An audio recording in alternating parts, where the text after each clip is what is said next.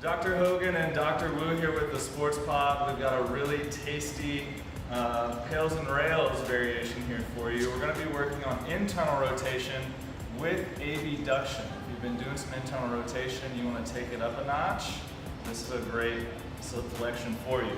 Okay? So as you can see, we've got the table set up here. Dr. Wu's standing nice and tall, and he's got that hip abducted about as far as he can, and then he's got that 90-90 position that we've talked about in a lot of our 90-90 videos. Good thing to check out for you. Okay? So the goal here is to maintain this posture in abduction while creating internal rotation by lifting the foot. Okay? We're going to do Pails and Rails here. So he's actually going to start by pressing that foot into the table, creating as much tension as he can. Okay? If he wants to create even more tension and more drive into this, you can take one of our sports pod blocks here, hold it in front of his chest, and he's going to squeeze that block and squeeze his abs, which is going to allow him to create more neural drive into this leg. So he was pushing, now he's lifting up, creating that internal rotation. He's going to feel it in his hip. He's going to do that for 20 seconds.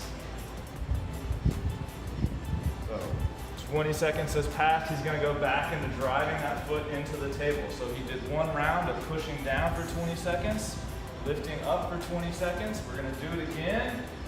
Boom, back up. Dr. Wu's been working pretty hard on that internal rotation, so we can make it more difficult. We got another sports pod block here. So we're going to force him into more internal rotation. So now he can drive his foot into the block here. Once again for 20 seconds. And now it's going to be even harder to lift. He's going to need to squeeze harder. He's going to feel it in that hip even more. But we're going to create a lot more internal rotation, a lot more control in that hip. Okay? Things that we want to make sure that we are always looking at, well, as a therapist or even as an athlete while you're doing this, is that you can't make this table go so high that your hip kind of does this, right? What we're trying to do is isolate this left hip. So you want to make sure that that belt line is as close to level as possible. The other thing is on the side from the sagittal view is that there shouldn't be any flexion in the hip.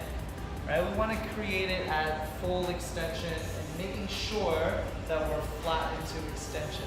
The last thing that we want to be making sure that there's no cheating involved here, because again, we're trying to isolate this hip, is that when we're doing the internal rotation, bringing this up, that your back doesn't do this, right?